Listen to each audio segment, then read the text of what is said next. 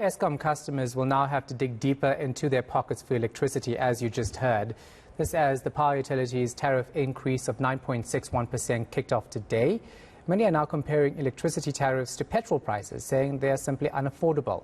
For more on this, I'm joined by Brendan Slade from the organization Undoing Tax Abuse, also known as OUTA. Brendan, it's very clear that people are struggling. You listen to the lady in that story saying she's going to have to pay 700 Rand more a month, money she simply does not have.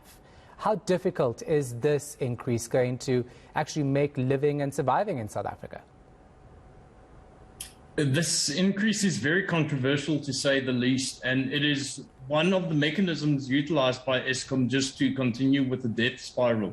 We recently also observed the regulatory clearing account application submitted by Eskom, wherein it sought an additional 10 billion Rand for monies it did not claim during the period of 2020 and 2021.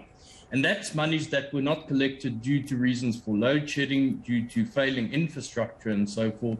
So it is very difficult for the consumer to keep up. I mean, a lot of people are reverting to self-generation, and that in turn then results in a further loss of revenue for Eskom. So the spiral is literally going out of control, and if something isn't done to the methodologies behind it, and if NERSA doesn't show its teeth as the regulator, it's an unfortunate future for energy in South Africa.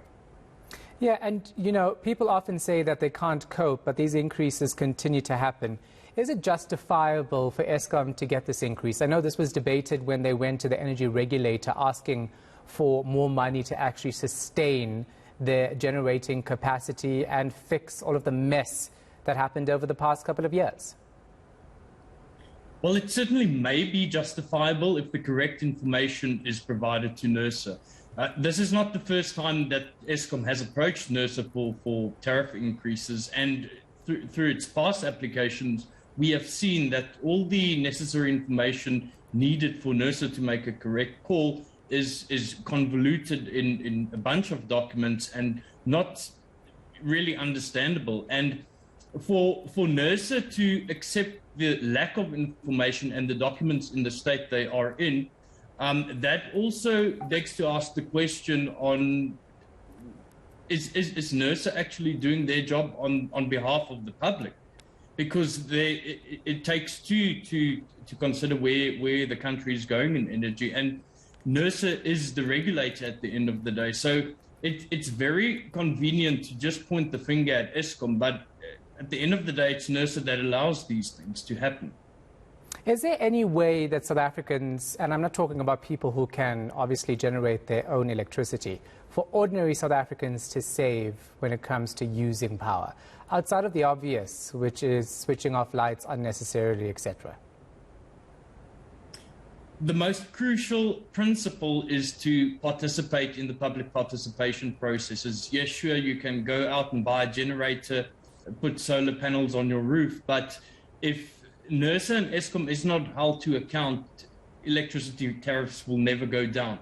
So it is a crucial duty of every electricity consumer to be part of this process. Unfortunately, we have observed that these kinds of public participation processes are usually rushed, convoluted by policy documentation, not understandable by the public. So it would also take a lot from government side to engage with the public to make it understandable, and for the average electricity consumer to meaningfully participate in such processes. Is there any way that government can give us some sort of relief when it comes to electricity like we're seeing with the fuel price? The relief would have to happen in a NERSA forum.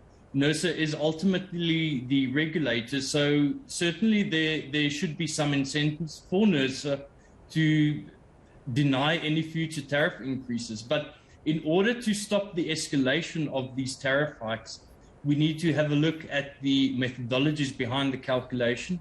We need to have the proper legislation in place, and we also need to have a proper electricity pricing policy, which coincidentally has been set out for public comment during the course of last month. And OUTA did submit our written comments to that. But unfortunately, it's a little bit lackluster. We certainly need to see more incentive and more enthusiasm from government to get the public involved in the whole generation build, and not to be so central to Eskom being the dominant electricity supplier in South Africa. So that is somewhat positive, but a lot of work still needs to be done, including the amendment to the electricity regulation bill. That's also underway.